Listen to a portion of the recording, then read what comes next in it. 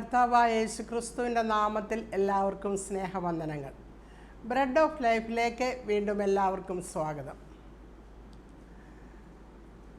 ഇന്നത്തെ ആധുനിക ലോകത്തിൽ വിശ്വാസ സമൂഹത്തിന് നഷ്ടപ്പെട്ടുകൊണ്ടിരിക്കുന്ന കാര്യം അല്ലെങ്കിൽ നഷ്ടപ്പെടുത്തുന്ന കാര്യങ്ങൾ എന്തെല്ലാമാണ് എന്നുള്ളതാണ് നമ്മുടെ ചിന്താവിഷയം. അതിനാധാരമായിട്ട് നമുക്ക് യോബിൻ്റെ പുസ്തകം 28-ാം അധ്യായത്തിൻ്റെ 28-ാം വാക്യവും സദൃശവാക്യങ്ങൾ 9-ാം അധ്യായത്തിൻ്റെ 10-ാം വാക്യവും വായിക്കാം. ആദ്യം യോബിൻ്റെ പുസ്തകം 28-ൻ്റെ 28-ാം വാക്യം. കർത്താവിനോടുള്ള ഭക്തി തന്നെ ജ്ഞാനം, ദോഷം അകന്നു നടക്കുന്നത് തന്നെ വിവേകം എന്ന് ഞാൻ മനുഷ്യനോട് അരുളി ചെയ്തു. പിന്നെ സദൃശവാക്യങ്ങൾ 9-ൻ്റെ 10-ാം വാക്യം. യഹോവ ഭക്തി ജ്ഞാനത്തിൻ്റെ ആരംഭവും പരിശുദ്ധനെക്കുറിച്ചുള്ള പരിജ്ഞാനം വിവേകവും ആകുന്നു. യഹോവ ഭക്തി ജ്ഞാനത്തിൻ്റെ ആരംഭവും പരിശുദ്ധനെക്കുറിച്ചുള്ള പരിജ്ഞാനം വിവേകമാകുന്നുവെന്ന് പറയുന്നു. അപ്പോൾ ഇവിടെ എഴുതിയിരിക്കുന്നത് കർത്താവിനോടുള്ള ഭക്തിയാണ് ജ്ഞാനം, ദോഷം വിട്ട് അകന്ന് വിവേകത്തോടെ ജീവിക്കുവാനും ദൈവത്തോടുള്ള ഭക്തിയാണ് വേണ്ടിയെന്നാണ് ഇവിടെ എഴുതിയിരിക്കുന്നത്. അപ്പോൾ ഈ ലോകത്തിൽ നാം വിവേകത്തോടും ജ്ഞാനത്തോടും കൂടെ ജീവിക്കണമെങ്കിൽ നാം യഹോവ ഭക്തരായി തീരണമെന്നാണ് ഇതിൻ്റെ സാരം. ഒരു സ്റ്റോറി ഞാനിങ്ങനെ വായിച്ചിട്ടുണ്ട്. ഷെർലോക്ക് ഹോംസും ഡോക്ടർ വാട്സൺ ഇവർ രണ്ടുപേരും ഒരിക്കൽ ഒരു ട്രിപ്പിന് പോയി. അവർ ട്രിപ്പിന് പോയപ്പോൾ സന്ധ്യ വൈകിയപ്പോൾ അവരൊരു ടെൻ്റ് അടിച്ച് താമസിച്ചു. എന്നാൽ വളരെ രാത്രിയാകുന്നതിന് മുമ്പേ തന്നെ വളരെ നേരത്തെ തന്നെ ഇവർ കിടന്നുറങ്ങുവാൻ തുടങ്ങി. അതുകൊണ്ട് ഇവർ വളരെ രാവിലെ തന്നെ ഏകദേശം 2 മണിക്ക് ഇവർ രണ്ടുപേരും അങ്ങ് ഉണർന്നു. അന്നേരം ആദ്യം ഷെർലോക്ക് ഹോംസ് മുകളിൽ ആകാശത്തേക്ക് നോക്കിയപ്പോൾ നല്ല തെളിഞ്ഞ നീലാകാശം, എന്നാൽ അത് നിറയെ നക്ഷത്രങ്ങളെ, ആയിരക്കണക്കിന് നക്ഷത്രങ്ങളെ കാണുന്നു. അപ്പോൾ ഈ ഷെർലോക്ക് ഹോംസ് ഡോക്ടർ വാട്സനോട് ചോദിച്ചു, അങ്ങ് എന്താണ്, അങ്ങ് ഉണർന്നു കിടക്കുകയാണല്ലോ, അങ്ങ് ആകാശത്തേക്ക് നോക്കുമ്പോൾ എന്താണ് കാണുന്നത് എന്ന്. അപ്പോൾ ഡോക്ടർ വാട്സൺ പറഞ്ഞു, ഞാനും ആയിരക്കണക്ക് നക്ഷത്രങ്ങളെ ആകാശത്ത് കാണുന്നു എന്ന് പറഞ്ഞു. അപ്പോൾ ഷെർലോക്ക് ഹോംസ് വാട്സനോട് ചോദിച്ചു, അതിൽ നിന്ന് അങ്ങ് എന്താണ് മനസ്സിലാക്കുന്നത്? അപ്പോൾ വാട്സൺ പറഞ്ഞു, ഇത്രയും മനോഹരമായ ഈ ഭൂമിയിൽ, ദൈവം സൃഷ്ടിച്ച ഈ ഭൂമിയിൽ നമുക്ക് വസിക്കുവാനുള്ള ഭാഗ്യം ലഭിച്ചല്ലോ എന്നാണ് ഞാൻ ചിന്തിക്കുന്നത് എന്ന് പറഞ്ഞു. അപ്പോൾ വാട്സൺ തിരിച്ചൊരു ചോദ്യം ഷെർലോക്ക് ഹോംസിനോട് ചോദിച്ചു, അങ്ങെന്താണ് ഇതിൽ നിന്ന് മനസ്സിലാക്കുന്നത് എന്ന് ചോദിച്ചു. അപ്പോൾ ഷെർലോക്ക് ഹോംസ് ഇങ്ങനെ പറഞ്ഞു, നമ്മൾ കിടന്നുറങ്ങുമ്പോൾ രാത്രിയിൽ ആരോ നമ്മുടെ ടെൻ്റ് എടുത്തുകൊണ്ട് പോയി, നമുക്ക് ടെൻ്റ് നഷ്ടപ്പെട്ടു പോയെന്ന് പറഞ്ഞു. പ്രിയപ്പെട്ടവരെ, വളരെ മനോഹരമായ ഈ ഭൂമിയിൽ നമ്മുടെ ജീവിതത്തിലും പലതിനെയും നമ്മൾ മനോഹരമായി കാണുമ്പോൾ തന്നെ നമ്മുടെ ജീവിതത്തിലെ ടെൻ്റ്, അത് അത്യാവശ്യം വേണ്ടുന്ന, ദൈവം മുൻപാകെ വേണ്ടുന്ന പല കാര്യങ്ങളും നാം നഷ്ടപ്പെടുത്തിക്കൊണ്ടാണ് ഈ ലോകത്തിൻ്റെ മനോഹാരിതയിൽ നാം ജീവിക്കുന്നതും അതിൽ നാം വീണു പോകുന്നതും. അപ്പോൾ തന്നെ ആത്മീക മൂല്യങ്ങളുള്ള കാര്യങ്ങൾ നമ്മുടെ ജീവിതത്തിൽ നാം അവഗണിക്കപ്പെടുന്നു. ലോകം ഇന്ന് നോക്കുമ്പോൾ ശാസ്ത്രത്തിലും സമ്പന്നതയിലും എഡ്യൂക്കേഷനിലും ടെക്നോളജിയിലുമൊക്കെ വളർന്നുകൊണ്ടിരിക്കുമ്പോൾ മറുവശത്ത് ഈ ലോകം തന്നെ ദൈവഭയമില്ലാത്തവരായിത്തീരുന്നു, ധാർമ്മിക മൂല്യങ്ങൾക്ക് വില കൽപ്പിക്കാത്തവരായിട്ട് തീരുന്നു. പ്രത്യേകിച്ചും ക്രിസ്തീയ സമൂഹത്തിൽ നമുക്കിന്ന് ഇത് കാണുവാൻ കഴിയും. ക്രിസ്തീയ സമൂഹത്തിൽ ക്രിസ്ത്യാനികളെന്ന് വിളിക്കപ്പെടുന്നവർ ദൈവഭയമില്ലാത്തവരായി ക്രിസ്ത്യൻ വാല്യൂസിനെ നഷ്ടപ്പെടുത്തിക്കൊണ്ട് ജീവിക്കുന്ന ഒരു കാഴ്ചയാണ് നമ്മൾ കാണുന്നത്. അവരുടെ ടെൻ്റ് നഷ്ടപ്പെട്ടതുകൊണ്ടാണ് അവരിങ്ങനെ ആ മനോഹാരിത അവർക്ക് കാണുവാൻ കഴിഞ്ഞത് രാത്രിയിൽ. എന്നാൽ നമ്മുടെ ക്രിസ്ത്യൻ വാല്യൂസ്, പല മൂല്യങ്ങളും നമുക്കുണ്ട്. ക്രിസ്തീയ വിശ്വാസികൾക്ക് ദൈവത്തിലുള്ള വിശ്വാസം, അപ്പോൾ തന്നെ ഒരു വിശുദ്ധ ജീവിതം, ഹോണസ്റ്റി, ഹ്യൂമിലിറ്റി, നമ്മുടെ റെസ്പോൺസിബിലിറ്റീസ്, അതുപോലെ തന്നെ മറ്റുള്ള കമ്പാഷൻ, താങ്ക്ഫുൾനെസ്, ഇങ്ങനെ പല കാര്യങ്ങളും നമ്മൾ മുന്നിൽ വെക്കേണ്ടതായിട്ടുള്ള പല കാര്യങ്ങളും നാം അവഗണിച്ചുകൊണ്ട് ഇന്നത്തെ ക്രിസ്തീയ സമൂഹം, പ്രത്യേകിച്ചും പുതിയ തലമുറകൾ മുന്നേറിക്കൊണ്ടിരിക്കുന്ന കാഴ്ചയാണ് നാം കാണുന്നത്. എന്നാൽ ഈ കൂടുതലും ഇന്ന് ക്രിസ്തീയ സമൂഹത്തിൽ ഇല്ലാത്ത ഒരു കാര്യമാണ് ദൈവഭയം. ഇന്ന് ആർക്കും ദൈവഭയമില്ല. ദൈവഭയമില്ലാത്ത ഒരു ജീവിതമാണ് ഇന്നത്തെ ക്രിസ്തീയ സമൂഹത്തിൽ യൗവനക്കാർ നയിക്കുന്നത്. എന്താണ് ദൈവഭയം? ദൈവഭയം എന്ന് പറയുന്നത് റെവറൻഷ്യൽ ഫിയർ. ദൈവത്തെ നമ്മൾ പേടിക്കേണ്ട കാര്യമില്ല. അത് ദൈവവിശ്വാസികൾ അല്ലാത്തവർക്കാണ് ദൈവത്തെ പേടിക്കേണ്ടത്. കാരണം അവർക്കൊരു വലിയൊരു ന്യായവിധി, അവർക്കൊരു ശിക്ഷാവിധി കിടപ്പുണ്ട്. അതുകൊണ്ട് അവർ പേടിക്കണം. എന്നാൽ നമ്മൾ അങ്ങനെയല്ല. ദൈവത്തെ നമ്മൾ പേടിക്കുകയല്ല വേണ്ടത്. നമ്മളിലൊരു ദൈവഭയം ഉണ്ടായിരിക്കണം. എന്താണ് ഈ ദൈവഭയം? എന്താണ് ഫിയർ ഓഫ് ഗോഡ്? അല്ലെങ്കിൽ എന്താണ് ഒരു ഭക്തനായി ജീവിക്കുക എന്നുള്ളത് അർത്ഥമാക്കുന്നത്? ദൈവത്തെ സ്നേഹിക്കുക, ദൈവത്തെ അനുസരിക്കുക, അപ്പോൾ തന്നെ ദൈവത്തെ ബഹുമാനിക്കുക. ദൈവത്തോടുള്ള ബഹുമാനം വരുന്നത് ദൈവത്തെ അനുസരിക്കുന്നതിൽ കൂടി, ദൈവത്തെ സ്നേഹിക്കുന്നതിൽ കൂടി നമുക്ക് ദൈവത്തോട് ബഹുമാനം ഉണ്ടാകുന്നു. ദൈവത്തിൻ്റെ വഴിയിൽ നമ്മൾ ജീവിക്കുക. ഇതൊക്കെ ചേർന്നതാണ് നമ്മളെ സംബന്ധിച്ച്, ഒരു ക്രിസ്തീയ വിശ്വാസിയെ സംബന്ധിച്ച് ദൈവഭയം എന്ന് പറയുന്നത്. നമുക്കറിയാം, അബ്രഹാം തൻ്റെ മകനെ ഇസഹാക്കിനെ യാഗം അർപ്പിക്കുവാൻ പോയി. യാഗം അർപ്പിച്ചു എന്നാണ് ദൈവവചനത്തിൽ പറയുന്നത്. അതിനുശേഷം യഹോവയായ ദൈവം അബ്രഹാമിനോട് ഇങ്ങനെ പറഞ്ഞു. ജെനസിസ് 22-ാം അധ്യായത്തിൻ്റെ 12-ാം വാക്യത്തിൽ കാണാം, നിൻ്റെ ഏകജാതനായ മകനെ തരുവാൻ നീ മടിക്കായകൊണ്ട് നീ ദൈവത്തെ ഭയപ്പെടുന്നു എന്ന് ഞാൻ ഇപ്പോൾ അറിയുന്നു എന്ന്. തൻ്റെ ഏകജാതനായ മകനെ ചോദിച്ചപ്പോൾ ഒരു ഭയവുമില്ലാതെ അപ്പോൾ തന്നെ അനുസരിച്ച് കൊടുത്തു. അപ്പോൾ അബ്രഹാം അവിടെ ചെയ്തത് എന്താണ്? അബ്രഹാം ദൈവത്തെ ഭയക്കുന്നുവെന്ന് പറയുമ്പോൾ അതുകൊണ്ട് ദൈവം എന്താണ് ഉദ്ദേശിക്കുന്നത്? അബ്രഹാം ദൈവത്തെ അനുസരിച്ചു, അബ്രഹാം ദൈവത്തെ സ്നേഹിച്ചു. അതിൽ കൂടി അബ്രഹാം ദൈവത്തിൻ്റെ വചനത്തെ, അബ്രഹാം ദൈവത്തെ ബഹുമാനിച്ചു. ദൈവത്തിൻ്റെ വഴിയിൽ അബ്രഹാം നിന്നു. അപ്പോഴാണ് യഹോവയായ ദൈവം ഇവിടെ പറയുന്നത്, നീ ഇപ്പോൾ ദൈവത്തെ വാസ്തവമായും ഭയപ്പെടുന്നുവെന്ന് ഞാൻ അറിയുന്നുവെന്ന്. അപ്പോൾ ദൈവത്തെ ഈ ഭയം ഇന്ന് ആധുനിക ലോകത്തുണ്ടോ? ഇന്ന് ക്രിസ്തീയ സമൂഹത്തിലുണ്ടോ? ഇന്ന് ക്രിസ്തീയ സഭകളിലുണ്ടോ ഈ ദൈവഭയം? ദൈവത്തെ സ്നേഹിക്കുക, ദൈവത്തെ ബഹുമാനിക്കുക, ദൈവത്തെ അനുസരിക്കുക. ഇത് നമ്മളിൽ നിന്ന് നഷ്ടപ്പെടുമ്പോൾ ദൈവഭയം നമ്മളിൽ ഇല്ലാതെയായി പോകുന്നു. നമ്മൾ മലാഖി പുസ്തകത്തിൽ 1-ാം അധ്യായം 6-ാം വാക്യത്തിൽ അവിടെ ദൈവത്തിൻ്റെ ആത്മാവ് മലാഖി പ്രവാചകനിൽ കൂടി ഇങ്ങനെ സംസാരിക്കുന്നുണ്ട്. അവിടെ ചോദിക്കുന്നത്, മകൻ അപ്പനെയും ദാസൻ യജമാനെയും ബഹുമാനിക്കേണ്ടതല്ലേ? ഞാൻ അപ്പനെങ്കിൽ എന്നോടുള്ള ബഹുമാനം എവിടെ?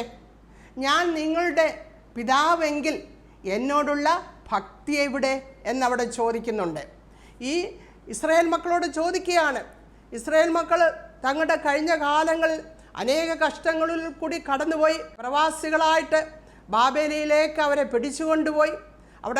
അതിന് ശേഷം അവർ തിരികെ എരുസലേമിലേക്ക് അവർ കടന്നു വന്നു.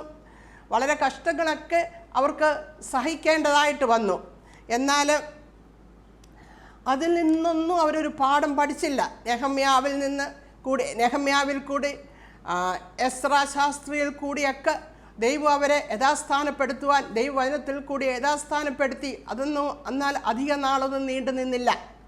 എന്നാൽ അതിൽ മനം നൊന്നുകൊണ്ട് പ്രവാചകൻ ചോദിക്കുകയാണ്, പ്രവാചകനെ കൂടി ദൈവത്തിൻ്റെ ആത്മാവ് എന്നോടുള്ള, ഞാൻ നിങ്ങളുടെ പിതാവാണെങ്കിൽ ഞാൻ നിങ്ങളെ ദൈവമക്കളാക്കി തീർത്തു, മറ്റു ജാതികളിൽ നിന്ന് നിങ്ങളെ മാറ്റി വേർതിരിച്ച് ദൈവമക്കളാക്കി ഞാൻ നിങ്ങളെ തീർത്തു, നിങ്ങളുടെ പിതാവായ ഞാൻ അങ്ങനെ നിങ്ങളോട് കരുണയും സ്നേഹവും കാണിച്ചു.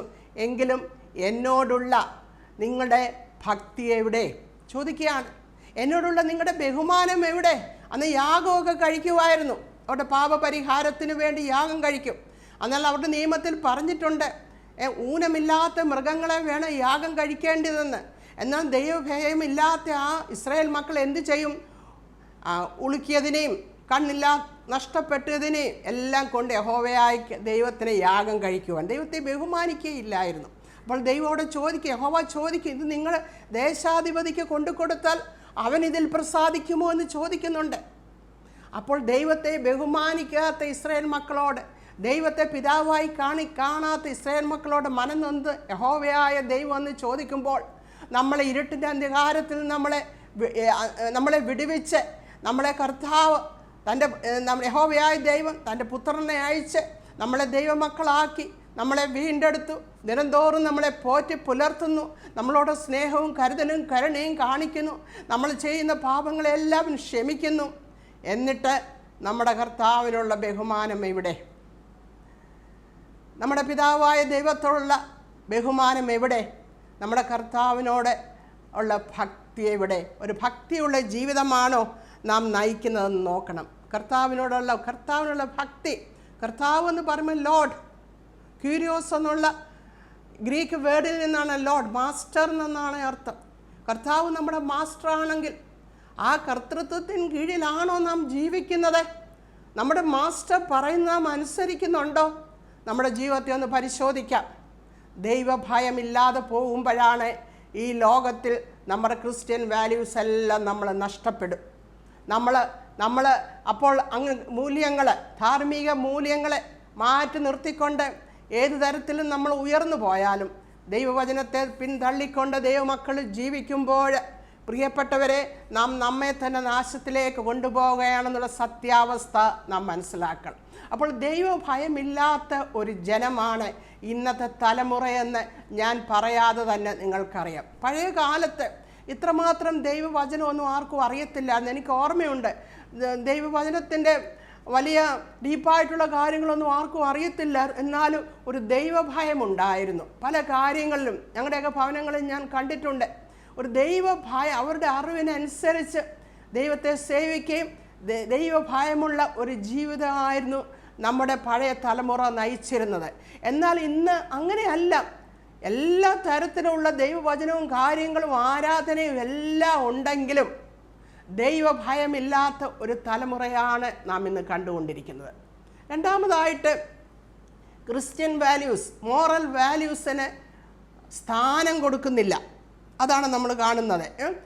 അതായത് നമ്മൾ നേരത്തെ പറഞ്ഞല്ലോ, ദൈവത്തിലുള്ള വിശ്വാസം, വിശ്വസ്തത, ഹോണസ്റ്റി, ദൈവത്തിനോടുള്ള നന്ദി, ദൈവത്തെ ബഹുമാനിക്കുക, ദൈവത്തെ സെർവ് ചെയ്യുക, സത്യസന്ധത, അതുപോലെ നമ്മുടെ റെസ്പോൺസിബിലിറ്റീസ്, നമ്മൾ നേരത്തെ പറഞ്ഞ കാര്യങ്ങൾ, അതൊന്നും നമ്മുടെ ജീവിതത്തിൽ ഇന്നത്തെ തലമുറയിൽ ഒട്ടുമേ കാണുന്നില്ല. അങ്ങനത്തെ ഒരു ജീവിതമാണ് അവർ നയിക്കുന്നത് നമുക്ക് മനസ്സിലാക്കുവാൻ കഴിയും.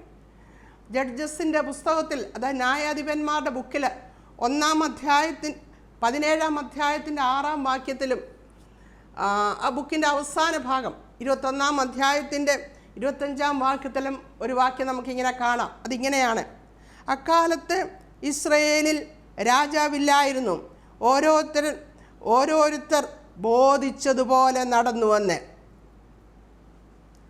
ഓരോരുത്തർ ബോധിച്ചതുപോലെ, അവരെ നയിക്കുവാൻ ഒരു രാജാവില്ലായിരുന്നു. ഓരോരുത്തർ ബോധിച്ചതുപോലെ നടന്നുവെന്ന്. ഒന്നാമത് അവിടെ ദൈവഭയമില്ലായിരുന്നു. അപ്പോൾ അവർ ബോധിച്ചതുപോലെ നടക്കുകയായിരുന്നു. അവരെ ഭരിക്കാൻ ഒരു രാജാവില്ലായിരുന്നു എന്ന് കാണുവാൻ കഴിയും. ജോഷുവ കനാൻ ദേശം പിടിച്ചടക്കിയത് മുതൽ ശമൂവേൽ പ്രവാചകൻ വരുന്നത് വരെ ഏതാണ്ട് 450 വർഷത്തെ കാര്യമാണ് അവിടെ എഴുതിയിരിക്കുന്നത്. ഓരോരുത്തൻ ബോധിച്ചതുപോലെ നടന്നുവെന്ന് അവരോട് പറഞ്ഞു. അവർ ജാതികളോട് ചേർന്ന് ജീവിക്കരുത് എന്നൊക്കെ അവരോട് പറഞ്ഞിട്ടുണ്ട്. എന്നാൽ അവർ ജാതികളോട് ചേർന്ന് ജീവിച്ച് അവരുടെ വഴി പഠിച്ച് അവരുടെ ദൈവങ്ങളെ ആരാധിക്കുമ്പോൾ ദൈവം അവരെ അവരുടെ ശത്രുക്കളുടെ കരങ്ങളിൽ തന്നെ അവരെ ഏൽപ്പിക്കും. ശത്രുക്കൾ അവരെ ഭരിക്കുവാൻ തുടങ്ങും.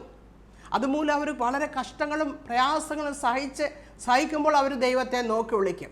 അപ്പോൾ കരുണയും കൃപയുള്ള ദൈവം എന്ത് ചെയ്യും?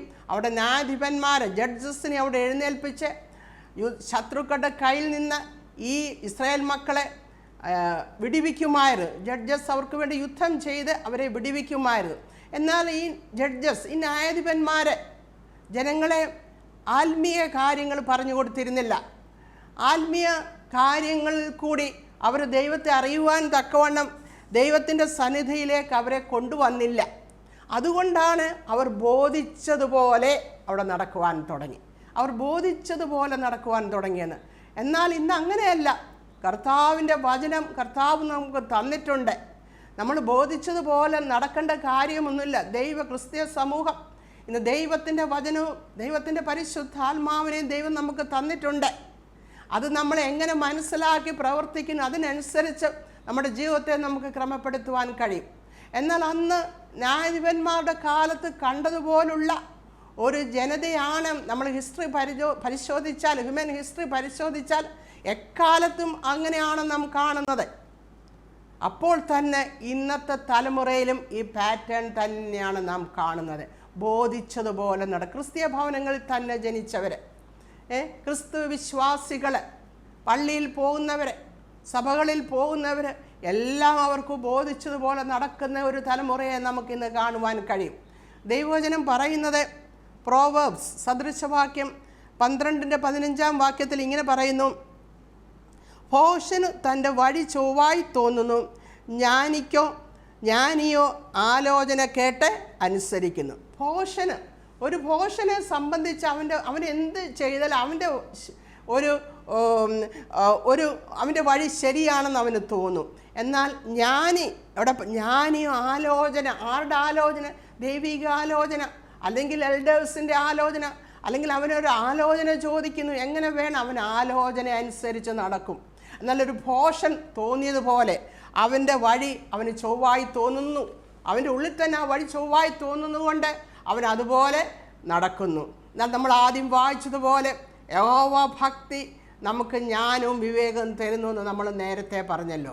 അപ്പോൾ അങ്ങനെ നടക്കുന്ന ഒരു സമൂഹത്തെയാണ് നമുക്ക് ഇന്നും കാണുവാൻ എത്രമാത്രം ഒരു സൈഡിൽ ഉയർന്നു പോയാലും അങ്ങനെ നടക്കുന്ന ഒരു സമൂഹമാണ് ഇന്ന് നമ്മുടെ ചുറ്റുപാട് ഉള്ളത്. നാം ആ സമൂഹത്തിലാണ് ഇന്ന് ജീവിക്കുന്നത്.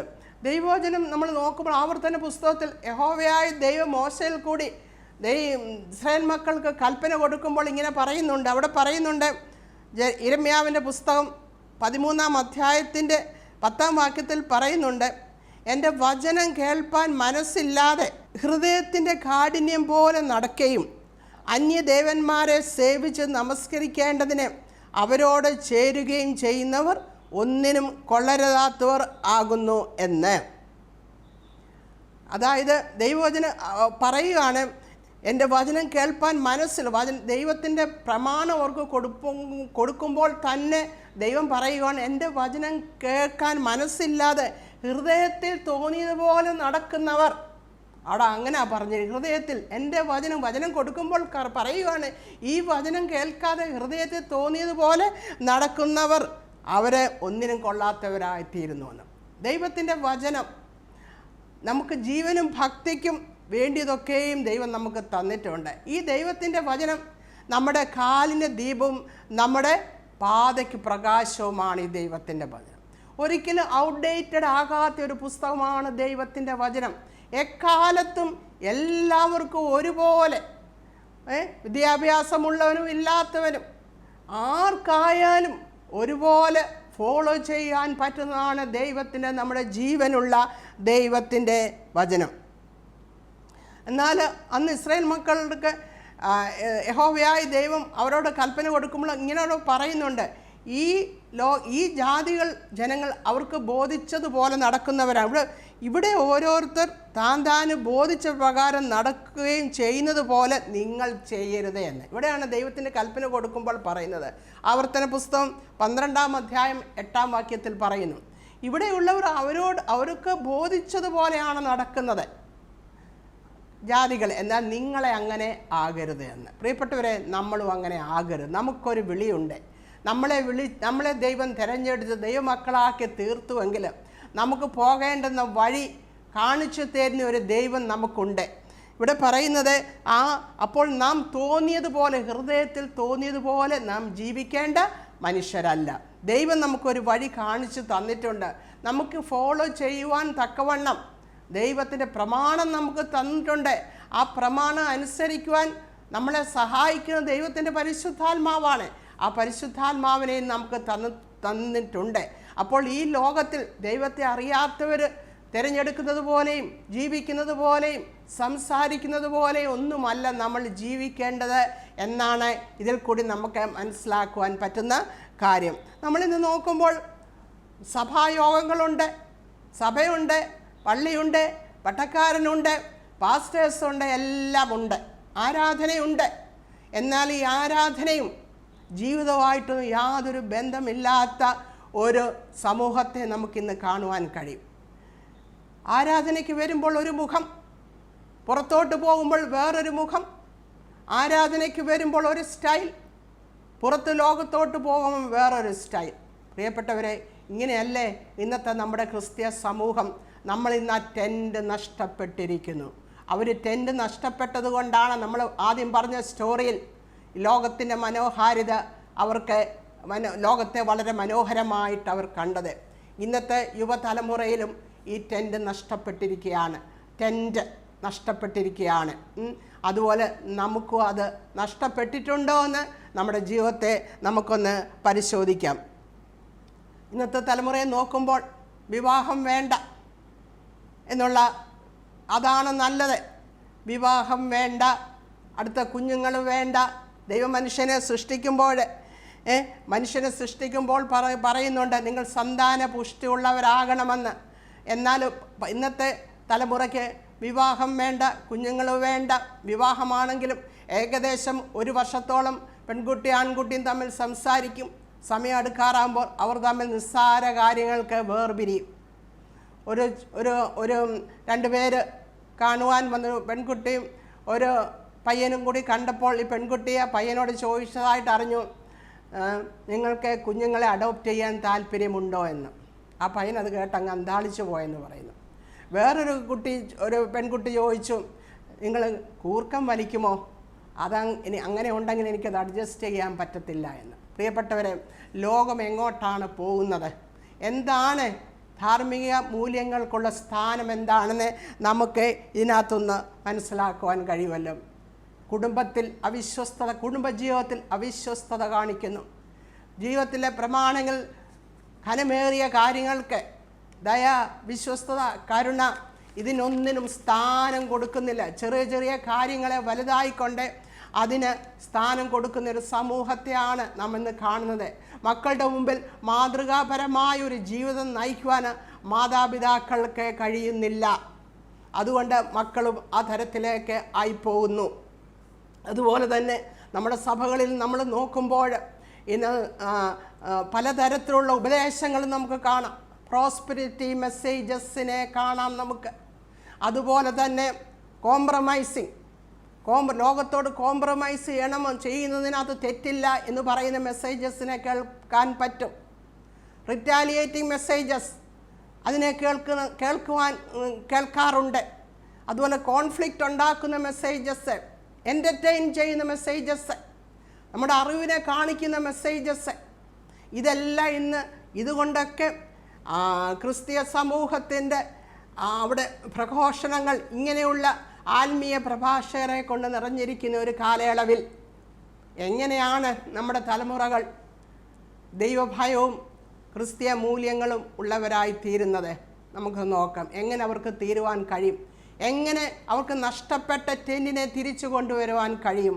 പ്രിയപ്പെട്ടവരെ, ദൈവത്തിൻ്റെ വചനം തന്നെയാണ് ഇതിന് ആൻസർ.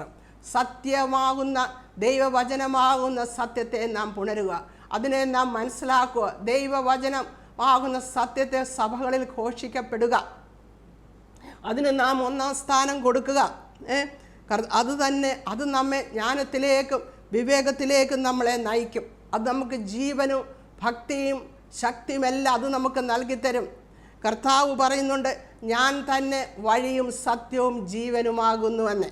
കർത്താവിനെ വിസ്തരിക്കുവാൻ വേണ്ടി പീലാത്തോസ് നിൽക്കുമ്പോൾ പീലാത്തോസ് കർത്താവിനോട് ചോദിക്കുന്നുണ്ട്. യോഹന്നാന്റെ സുവിശേഷം 18-38 വാക്യത്തിൽ കാണാൻ കഴിയും. പീലാത്തോസ് ചോദിക്കുന്നു, സത്യമെന്നാൽ എന്ത് എന്ന്. താൻ സത്യമായി തന്നെ മുന്നിൽ നിൽക്കുമ്പോൾ പീലാത്തോസ് ചോദിക്കുന്നു, സത്യമെന്നാൽ എന്ത് എന്ന്. കർത്താവ് അവിടെ മറുപടി പറയുന്നില്ല. കർത്താവ് പറഞ്ഞിട്ടുണ്ട്, ഞാൻ തന്നെ വഴിയും സത്യവും ജീവനുമാകുന്നുവെന്ന്. കർത്താവ് പറയുന്നുണ്ട്, സത്യത്താൽ ഇവരെ ശുദ്ധീകരിക്കണമേ, നിന്റെ വചനം സത്യമാകുന്നുവെന്ന്. അപ്പോൾ ഈ വചനത്തെ നമ്മൾ കൈക്കൊള്ളുമ്പോഴാണ് നമുക്ക് ദൈവഭയം ഉണ്ടാകുന്നത്. ഈ ശരിയായിട്ടുള്ള വചനത്തെ ഘോഷിക്കപ്പെടുമ്പോൾ, ആ വചനത്തെ നമ്മൾ ഏറ്റെടുക്കുമ്പോഴാണ് നമ്മുടെ ജീവിതത്തിൽ നമ്മൾ ആ ക്രിസ്ത്യൻ വാല്യൂസ് അതിനെ നാം ബഹുമാനിക്കുകയും നമ്മുടെ ജീവിതത്തിൽ ആ ദൈവഭയത്തിൽ കൂടി അത് പ്രവർത്തിക്കുവാൻ തക്കവണ്ണം നമ്മളെ ഏൽപ്പിച്ചു കൊടുക്കുകയും നമ്മൾ ഓരോ തീരുമാനങ്ങൾ എടുക്കുകയും ചെയ്യുന്നത്. അപ്പോൾ ആ ടെൻറ്റ് നഷ്ടപ്പെട്ടിട്ടുണ്ടെങ്കിൽ അതിനെ നമുക്ക് തിരികെ ലഭിക്കണമെങ്കിൽ ദൈവവചനമാകുന്ന സത്യത്തെ നാം ഏറ്റെടുക്കേണ്ടതും അതിനു മുമ്പിൽ നമ്മളെ തന്നെ സമർപ്പിക്കേണ്ടതുമാണ്. ഈ ദൈവവചനത്തെ നമ്മളൊരു കണ്ണാടിയായി കാണണം.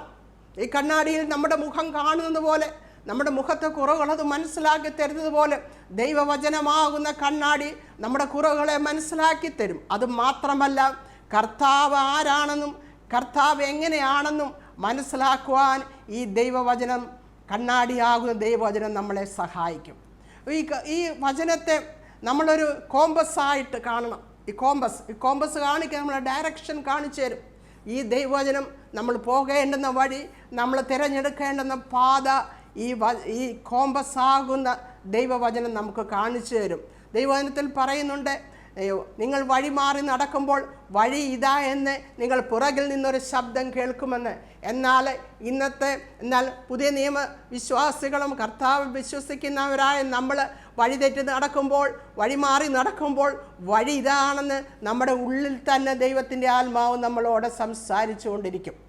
അപ്പോൾ ഈ ദൈവവചനത്തെ ഒരു കണ്ണാടിയായിട്ടും ഒരു കോമ്പസായിട്ടും മാത്രമല്ല, ഈ ദൈവവചനത്തെ നാം ഒരു തെർമോമീറ്ററായിട്ട് നമുക്ക് കാണുകയാണെങ്കിൽ നമുക്ക് ദൈവസ്നേഹം എത്രയുണ്ട് എന്ന് ഈ ദൈവവചനത്തിൽ കൂടി നമുക്ക് മനസ്സിലാക്കുവാൻ കഴിയും. അത് തന്നെയല്ലേ ഈ ദൈവവചനം ഒരു ഗാർഡിയനായിട്ട് നിന്നുകൊണ്ട് കർത്താവിനോട് കൂടുതൽ, നമ്മുടെ കർത്താവ് യേശുവിനോട് നമ്മളെ കൂടുതൽ അടുപ്പിക്കുകയും ചെയ്യുന്നതായിട്ട് നമുക്ക് മനസ്സിലാകും.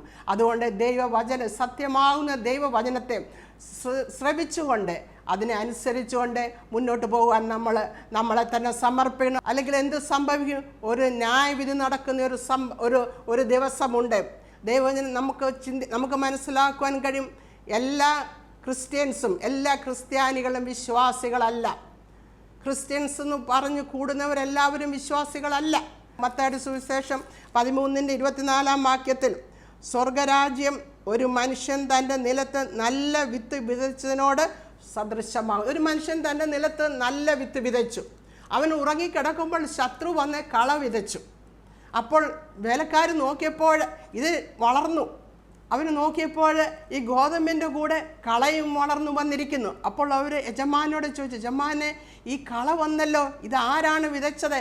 അപ്പോൾ യജമാനൻ പറയും, അത് ശത്രു വിതച്ചതാണ് ഈ കള. അപ്പോൾ ദാസന്മാർ ഞങ്ങളത് പിഴുത് കളയട്ടെ എന്ന് ചോദിക്കുമ്പോൾ അവിടെ പറയുന്നുണ്ട്, ഇപ്പോൾ പിഴുത് കളഞ്ഞാൽ ആ ഗോതമ്പും കൂടെ പിഴുതു വരും. അപ്പോൾ അത് രണ്ടും ഒരുപോലെ വളരട്ടെ. അവിടെ എഴുതിയിരിക്കുന്നത് ഈ 13-ാം അധ്യായത്തിൻ്റെ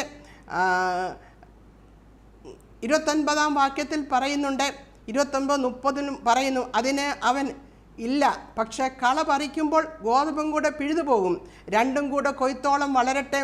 കൊയ്ത്തുകാലത്ത് ഞാൻ കൊയ്യുന്നവരോട് മുമ്പേ കള പറിച്ചുകൂട്ടി ചുട്ടുകളയേണ്ടതിന് കെട്ടുകളായി കെട്ടുവെപ്പാനും ഗോതമ്പ് എൻ്റെ കളപ്പുരയിൽ കൂട്ടിവെപ്പാനും കൽപ്പിക്കുമെന്ന് പറഞ്ഞു. അത് ഈ കളയെ ചുട്ടുകളയുന്നവരാവും. രണ്ടും ഒരുപോലെ ഇരിക്കും, രണ്ടുപേരും ഒരുപോലെ ഇരിക്കുകയാണ്. ഗോതമ്പും കളയും തമ്മിൽ വേർതിരിക്കാൻ കഴിഞ്ഞില്ല. ഇപ്പോൾ കർത്താവ് അതിനെ മാറ്റുന്നില്ല. കളയെ പറിച്ചു കഴിയുമ്പോൾ ഗോതമ്പും കൂടെ ചിലപ്പോൾ പോകുമായിരിക്കും. അതുകൊണ്ട് അവസാനമാവുമ്പോൾ ഈ കളയെല്ലാം പറിച്ച് അതിനെ ചുട്ട് കളയാനാണ് യജമാനൻ അവിടെ പറഞ്ഞിരിക്കുന്നത്. അതുപോലെ തന്നെ ഈ 13-ാം അധ്യായത്തിൻ്റെ 47-ാം വാക്യത്തിൽ പറഞ്ഞ ദൈവരാജ്യത്തെ മീൻ പിടിക്കുന്ന ഒരു വലയോട്, കടലിലിടുന്ന ഒരു വലയോട് സദൃശം. ആ വലയിട്ടപ്പോൾ എല്ലാ മീനും അതിനകത്ത് കയറി, എല്ലാ മീനും കയറി. എന്നാൽ അവിടെ എഴുതിയിരിക്കുന്നത് നല്ല മീനെ അവർ പാത്രങ്ങൾ കൂട്ടിവെച്ചു, ചീത്ത എറിഞ്ഞു കളഞ്ഞു. ഇതുപോലെ തന്നെ ചീത്ത മീന എല്ലാ മീനും കയറി. എല്ലാ മീനും സഭയ്ക്കകത്തുണ്ട്, എല്ലാ തരത്തിലുള്ള ആൾക്കാരും ഇന്ന് സഭയിലുണ്ട്. എന്നാൽ എന്ത് സംഭവിച്ചു? ദൂതന്മാർ പുറപ്പെട്ട്, ലോകാവസാനത്തിങ്കൽ ദൂതന്മാർ പുറപ്പെട്ട് നീതിമാന്മാരുടെ ഇടയിൽ നിന്ന് ദുഷ്ടന്മാരെ വേർതിരിച്ച് തീച്ചൂളയിൽ ഇട്ടുകളയും, അവിടെ കരച്ചിലും പല്ലുകടയും ഉണ്ടാകും. പ്രിയപ്പെട്ടവരെ, ഞാൻ ഇതാണ് പറയുന്നത്. എല്ലാ ക്രിസ്ത്യാനികളും വിശ്വാസികളല്ല, എല്ലാവരും ഒരുപോലെ വളരുകയാണെന്ന് നമുക്ക് തോന്നും. എന്നാൽ ഇവിടെ എഴുതിയിരിക്കുന്ന ലോകാവസാനത്തിങ്കൽ ദൂതന്മാർ വന്ന് അവരെ ദുഷ്ടന്മാരെ നീതിമാരുടെ കയ്യിൽ നിന്ന് വേർതിരിച്ച് തീച്ചൂളയിൽ ഇട്ടുകളയും, അവിടെ കരച്ചിലും പല്ലുകടിയും ഉണ്ടാകുമെന്ന് പറയുന്നു. അപ്പോൾ നാം ഓർക്കണം, ഇത് കേട്ടല്ലോ, നാം എങ്ങനെയുള്ളൊരു ജീവിതം നയിക്കണം. യഥാർത്ഥമായി ദൈവഭയത്തോടെ നാം ജീവിച്ചില്ലെങ്കിൽ അവസാനത്തിൽ എന്ത് സംഭവിക്കുമെന്നുള്ളതാണ് നാം ഇപ്പോൾ നമ്മൾ കണ്ടത്. ലോകത്തിൻ്റെ ലോകത്തിലുള്ള എല്ലാ സുഖങ്ങളും അനുഭവിച്ച ജ്ഞാനികളിൽ ജ്ഞാനിയായ ശലോമോൻ പറയുന്നുണ്ട്. ശലോമോൻ എല്ലാ സുഖങ്ങളും എല്ലാം അനുഭവിച്ചതിന് ശേഷം ശലോമോൻ പറയുന്നുണ്ട്, എല്ലാം മായ എന്ന് പറഞ്ഞിട്ട് ശലോമോൻ ഇങ്ങനെ പറയുന്നു, എല്ലാറ്റിനെയും സാരം കേൾക്കുക, ദൈവത്തെ ഭയപ്പെട്ട് അവൻ്റെ കൽപ്പനകളെ പ്രമാണിച്ചു കൊള്ളുക, അതാകുന്നു സകല മനുഷ്യർക്കും വേണ്ടുന്നത്. ദൈവം നല്ലതും തീയതുമായ സകല പ്രവൃത്തിയെയും സകല രഹസ്യങ്ങളുമായി ന്യായവിസ്താരത്തിലേക്ക് വരുത്തുമല്ലോ എന്ന് പറയുന്നു. അവിടെ ശലോമോൻ പറയുകയാണ്, എല്ലാത്തിൻ്റെയും സാരം ഒന്നേ ഉള്ളൂ, ദൈവത്തെ ഭയപ്പെട്ട് അവൻ്റെ കൽപ്പനകളെ അനുസരിച്ച് കൊള്ളുക എന്ന്. പ്രിയപ്പെട്ടവരെ, ദൈവത്തെ നമ്മൾ ഭയപ്പെടുത്ത് അവൻ്റെ കൽപ്പനകളെ നാം അനുസരിക്കുമ്പോൾ നമ്മുടെ നഷ്ടപ്പെട്ടു പോയ ടെൻറ്റിനെ നമുക്ക് തിരിച്ചു കൊണ്ടുവരുവാൻ പറ്റും. ആ ക്രിസ്ത്യൻ വാല്യൂസിനെ നമുക്ക് കൊണ്ടുവരാൻ പറ്റും, ദൈവഭയത്തെ നമുക്ക് കൊണ്ടുവരാൻ പറ്റും. അതുകൊണ്ട് ഇതിനെ നമ്മൾ കൊണ്ടുവരണമെങ്കിൽ ദൈവത്തിൻ്റെ വചനത്തെ നാം മനസ്സിലാക്കുക, ദൈവത്തെ നാം അന്വേഷിക്കുക, ദൈവത്തെ നാം ഭയപ്പെടുക, ദൈവഭയമുള്ളവരായി ജീവിക്കുക, ദൈവത്തിൽ നാം വിശ്വസിക്കുക, ദൈവത്തെ നാം സ്നേഹിക്കുക, ദൈവത്തെ നാം അനുസരിക്കുക, ദൈവത്തെ നാം സേവിക്കുക, ദൈവത്തെ നാം ആരാധിക്കുക. അപ്പോൾ നമുക്ക് ഒരു ദൈവഭയമുള്ള ജീവിതം നയിച്ച് നമുക്ക് ജ്ഞാനത്തോടും വിവേകത്തോടും നമുക്ക് ഈ ലോകത്തിൽ ജയിക്കുവാനും നമുക്ക് നഷ്ടപ്പെട്ടതിനെ തിരികൊണ്ട് വരുവാനും നമുക്ക് സഹായിക്കും. അതുകൊണ്ട് ഒരു മാനസാന്തരത്തിൻ്റെ അനുഭവത്തിലേക്ക് വരുവാൻ ദൈവം നമ്മളെ ഓരോരുത്തരെയും സഹായിക്കട്ടെ. ദൈവം എല്ലാവരെയും അനുഗ്രഹിക്കുമാറാകട്ടെ. ആമീൻ. നമുക്ക് ഒരു നിമിഷം പ്രാർത്ഥിക്കാം. കർത്താവേ, ഞങ്ങൾ അവിടുത്തെ വചനത്തിന് മുമ്പിലായിരുന്നുവല്ലോ ദൈവമേ. അവിടുത്തെ വചനം ഞങ്ങളോട് സംസാരിച്ചതിനെ ഓർത്ത് സ്തോത്രം ചെയ്യുന്നു. ഞങ്ങളുടെ ജീവിതത്തിൽ ഞങ്ങൾക്ക് നഷ്ടപ്പെട്ടത് എന്താണെന്ന് ഞങ്ങൾ നോക്കുവാൻ ഹല്ലേലൂയ ഞങ്ങളോട് ഇന്ന് സംസാരിച്ചതിനെ ഓർത്ത് സ്തോത്രം. ഞങ്ങൾ പള്ളിയിൽ പോകുന്നു, ഞങ്ങൾ ദൈവത്തെ ആരാധിക്കുന്നു, എന്നാൽ ജീവിതത്തിലെ കർത്താവിൻ്റെ വചനത്തിൽ പ്രാധാന്യം കൊടുത്തിരിക്കുന്ന പല കാര്യങ്ങളെയും ഞങ്ങൾ നഷ്ടപ്പെടുത്തിക്കൊണ്ട് ഞങ്ങൾ ജീവിക്കുന്നു. കർത്താവെ, അതിലേക്ക് ഒരു മാനസാന്തരത്തിലേക്ക് ഞങ്ങളെ കൊണ്ടുവന്ന് ആ നഷ്ടപ്പെട്ടതിന് മൂല്യമുള്ളതിനെ ഞങ്ങൾ ജീവിതത്തിൽ സ്വീകരിച്ചുകൊണ്ട് കർത്താവെ അങ്ങേ അനുഗമിച്ചുകൊണ്ട് ഒരു ഭയഭക്തിയുള്ള ജീവിതം നയിക്കുവാൻ ഞങ്ങളെ സഹായിക്കണമേ. ഞങ്ങൾക്കൊരു ന്യായവിധി ഉണ്ടെന്ന് മനസ്സിലാക്കിക്കൊണ്ട് അതിന് പ്രകാരം ഞങ്ങളുടെ ജീവിതത്തെ ക്രമപ്പെടുത്തി കർത്താവെ ഞങ്ങൾ ജീവിക്കുവാൻ പരിശുദ്ധാത്മാവെ അവിടുന്ന് ഞങ്ങളെ സഹായിക്കണമേ എന്ന് പ്രാർത്ഥിക്കുന്നു. പ്രാർത്ഥന കേട്ടതിനെ ഓർത്ത് സ്തോത്രം. കർത്താവായ യേശുക്രിസ്തുവിൻ്റെ നാമത്തിൽ തന്നെ ആമീൻ. കർത്താവ് അനുവദിച്ചാൽ നമുക്ക് വീണ്ടും കാണാം.